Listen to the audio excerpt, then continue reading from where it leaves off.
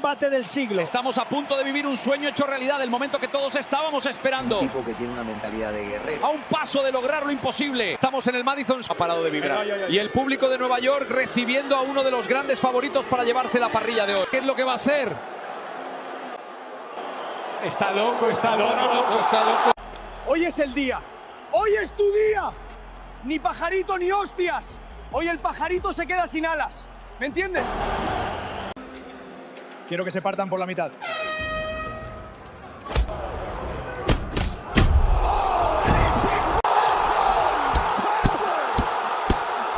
Un intercambio de golpes intenso. ¡Vaya patada en el aire de Tchouaméni! ¡Y cae Valverde!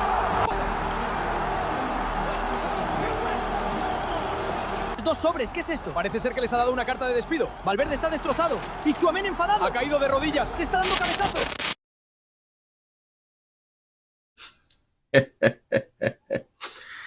Ah, l'intelligence artificielle, les gars. L'intelligence artificielle a encore frappé. Mais merci au Real Madrid pour le divertissement qu'il nous offre en cette fin de saison, les gars. Franchement, Netflix devrait s'inspirer de cette saison, de la saison du Real Madrid, pour nous sortir un film, les gars. Inspiré d'une vraie histoire. Voilà, les gars. Chercher les personnages, trouver... Voilà, inspiré d'une vraie histoire. Mais bon, les gars, tonton Arbeloa était en conférence de presse avant le match de demain. Le mec, il m'a choqué. Mais ce qui m'a le plus choqué, c'est que il a pris sur lui la bagarre Valverde-Aurélien Gano. Il a dit, si les deux là se sont bagarrés, c'est de sa faute en tant que manager. Le Real avait recruté après Alonso parce que le Real avait vu qu'il n'y avait pas de cohésion dans le groupe. Que le groupe n'était pas une famille. Ils n'étaient pas des amis. Il n'y avait pas cette bonne connexion là entre eux. Donc, le Real Madrid lui a fait monter en équipe première parce qu'il comptait. En fait, Florentino Pérez l'a fait monter en équipe première parce qu'il comptait sur lui pour fonder une famille, pour remettre de l'harmonie dans le groupe. Et donc, il a échoué dans sa mission en tant que manager. Si les deux là se sont bagarrés, c'est de sa faute. C'est parce que il n'était pas là à ce moment-là pour les empêcher de se bagarrer. C'est surtout parce qu'il n'a pas su fonder cette famille-là. Les gars, ça m'a le plus choqué. Parce que Valverde et Tchouaméni ont déjà remporté une Champions League ensemble. Ces deux-là ont vécu dans un vestiaire où il y avait Modric, où il y avait Toni Kroos et voilà d'autres. J'oublie juste d'autres personnes. Et c'est les gars qui étaient censés prendre la relève après ces deux-là. C'est les gars sur qui le Real Madrid comptait pour montrer l'exemple aux petits qui sont en train d'intégrer ce groupe. On a aujourd'hui les petits de la Cassia qui arrivent dans le groupe. On a des jeunes joueurs qu'on a signés, exemple Mastubino, Hendrik et consorts. Les gars, pour que Arbeloa prenne sur lui une bêtise de deux individus qui sont censés être matures et montrer le bon exemple. Ça, les gars, je peux pas le comprendre. Je comprends, hein, il est le gilet pare-balles, le punching bag de son équipe.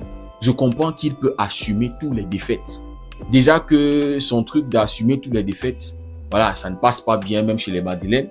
Parce qu'il y a des matchs où c'est les joueurs qui vont déranger, qui vont gâcher le match, vous voyez. Mais lui, il a décidé de prendre sur lui toutes les défaites. Et lorsque l'équipe gagne, il le met sur l'équipe. Très bonne stratégie pour mettre les gars en confiance. Pour mettre les gars, pour que les gars soient tranquilles. Et ça je ne comprends plus les Madrilènes là, je vous assure, ces joueurs-là. On les avait ramené un coach qui était strict, qui demandait beaucoup de travail, qui leur faisait des cours de tactique et de tout. Et les gars l'ont méprisé, Alonso. On a appris récemment que les gars faisaient semblant de dormir pendant les sessions où il les expliquait les choses. Un coach qui était arrivé avec des idées claires, un coach moderne, qui voulait changer leur façon de voir le football. Le foot a évolué. Il voulait puger du Real Madrid le Haram Ball. Mais les individus, les égos, les superstars, les gars ont fait virer ce coach. Ils l'ont méprisé. Ils l'ont ridiculisé. Il avait insulté. Donc on les avait ramenés un coach strict. Eux, ils ne voulaient pas ça. Ils ne voulaient pas travailler. Maintenant, on leur ramène un nounou. Un gars qui a accepté de prendre sur lui tous les insultes, tous les trash talking, tous les balles qui vont être tirées les missiles, les bombes nucléaires, c'est-à-dire tout ce que vous voulez jeter sur le Real Madrid, ce coach-là a décidé de prendre ça sur lui, de se mettre entre son équipe et les haters ou bien tous ceux qui sont contre le Real Madrid. Mais les gars, ça n'a pas changé ces gars-là. Ça ne les a pas changés. Et quand Arbeloa dit aujourd'hui en conférence de presse qu'aucun de ses joueurs ne l'a manqué de respect, c'est un mensonge fabriqué par les médias. Arbeloa, ne te fous pas de notre gueule, frère. Moi, je me suis dit aussi que c'est une conférence de presse scriptée. C'est un message envoyé par Florentino Pérez. Je me suis dit, peut-être, c'est un message du club. Vous voyez, pour dire que c'est nous avons échoué. La saison là ne le mettait pas sur. Et en fait, il protège toujours les joueurs. C'est montrer toujours que les joueurs ont le pouvoir. Arbeloa a dit que ceux qui disent que les joueurs ont le pouvoir, trop de pouvoir, il ne comprend pas ça. Oh, il est très fier du vestiaire, il est très content de ses joueurs, machin, c'est monté, c'est descendu. Mais quand tu fais ça, tu es encore en train de les encenser, de leur donner du pouvoir. À quel moment vous tapez sur les joueurs? À quel moment vous dites que tel comportement, tel truc n'est pas bon? Je comprends, hein, on veut éteindre le feu parce qu'actuellement ça brûle au Real Madrid. Donc je me dis, cette conférence de presse, c'est pour éteindre le feu. Mais vous ne pouvez pas nous voiler les yeux parce que on voit les joueurs que vous avez, parce qu'on voit le comportement de vos joueurs pendant les matchs. Parce que tu peux protéger tes joueurs comme tu veux. Mais ça n'empêche pas que lors des matchs, quand ça devient tendu, on commence à voir le vrai visage de vos joueurs. Rudiger, Bellingham, Vinicius, Mbappé, vous pouvez les protéger autant que vous voulez, prendre tous les balles qu'on est en train de tirer. Mais quand le match ne va pas se passer comme prévu, leur caractère intrinsèque, voilà, ceux qui sont à l'intérieur, ça va sortir. Quand on voit Rudiger qui commet des fautes atroces, horribles, vient mettre son genou sur le visage d'un joueur. Toi, tu vas dire, ouais, je suis fier, il représente ce que le Real Madrid est, c'est vraiment l'image, le machin. Frère, quand on voit les tacles de Camavinga, les tacles horribles de Camavinga, et toi, tu viens en conférence de presse, tu lui dis, oui, c'est ça le madridisme, il représente vraiment ça, je suis... Non, Arbeloa, ne te fous pas de notre gueule, frère, nous ne sommes pas nés de la dernière pluie. Nous ne sommes pas nés de la dernière pluie, tonton. Donc, quand tu entends ce qu'il dit en conférence de presse, tu te dis, ok, c'est un message, probablement du club, pour dire oui, pour assumer le fait que c'est nous qui avons mal construit ce groupe. On a mal éduqué nos enfants et c'est pour ça qu'ils sont pourris gâtés. Mais à la fin de la journée, ils donnent encore plus de pouvoir à ces joueurs-là. Et donc, les amis, comme je disais, on les a ramenés un papa poule, un nounou, un boudman, comme on dit ici au Cameroun, un gars qui va tout prendre sur lui. Mais les gars n'ont pas changé. Ils se tapent dessus. Rudiger qui va gifler Carreras, Aurélien Ganou qui va éteindre Valverde, et on apprend même que Valverde n'est même pas un exemple dans le vestiaire. Ça, je suis vraiment déçu, les gars.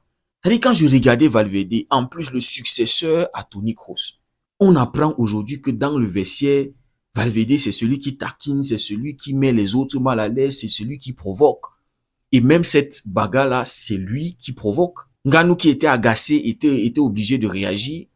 Et le mec se fracasse le front, la tête. Inconscient, il va à l'hôpital. Non, mais les gars, je suis déçu de Valverde. Parce que ce qui nous montre en tant que capitaine, quand il est sur un terrain, tu entends des choses comme ça qui sortent du vestiaire. Franchement, les gars, c'est hyper décevant. Quand je regardais l'effectif du Real Madrid, je me disais que, ok, le Real Madrid a au moins ce gars-là comme capitaine. Ce gars qui montre le bon exemple sur le terrain, l'attitude, le caractère. Mais quand tu entends des trucs comme ça, c'est décevant. Et hier, on nous disait même que le Real veut choisir un autre capitaine ou un vote, un truc comme ça. Ils vont voter. En fait, très déçu de Valverde, les gars. Donc, la conférence de presse d'Arbeloa, oh là là, protection de ses joueurs, encensement de ses joueurs. Je comprends. Tu es à la veille d'un classico, il faut remettre le mental, essayer d'encourager, booster les gars. Et comme je vous disais, ils veulent gâcher notre fête. Arbeloa lui-même l'a dit en conférence de presse. Nous y allons avec ambition et avec l'objectif de gagner. Ça ne va pas être facile demain. Le match va être très tendu demain, les gars. Le match sera rempli d'émotions. Et c'est là où nos joueurs vont devoir savoir gérer leurs émotions. Ne pas s'enflammer. Parce que le Real arrive avec le feu. Et je pense qu'en première mi-temps, ils vont allumer le Spotify Camp Nou. Ils vont essayer de mettre le feu, de rendre le match le plus chaotique possible, déstabiliser le Barça pour essayer de marquer 1 ou 2 buts et essayer de conserver cet avantage-là, les gars. C'est là où Hansi Flick va devoir dégager une sérénité hors norme.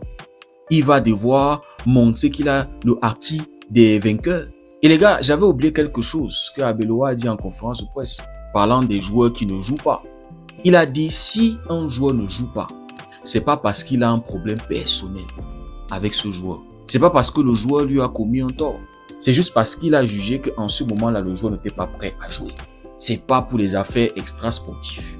Si il y a un autre qui est titulaire à la place de l'autre, c'est parce qu'il a estimé que celui-là était mieux préparé que l'autre. Et que tout ce qui est en train de sortir, disant que Arbeloa a tel problème avec tel Carreras, avec Asensio, avec Ceballos et Carvajal, c'est des mensonges purs venant des médias. Et c'est là on comprend que les gars ont les retours de tout ce qui se dit sur les réseaux. Ils voient tout, ils lisent tout. C'est-à-dire les gars nous suivent, tout ce qu'on dit. Bref les gars, demain c'est le combat ultime. Et j'espère que nos joueurs vont répondre mentalement, physiquement, émotionnellement, spirituellement, tactiquement, techniquement. Parce que voilà, c'est le dernier gros match de la saison en Liga. C'est le match qui met fin à la Liga. Dites-moi ce que vous en pensez en commentaire. Si le contenu vous a plu, likez, partagez. Pour ceux qui découvrent cette communauté, n'hésitez surtout pas à nous rejoindre. Merci beaucoup d'avoir suivi la vidéo. On se dit à très bientôt. Passez une belle journée. Tout à l'heure, vidéo avant match classico. Que Dieu vous bénisse.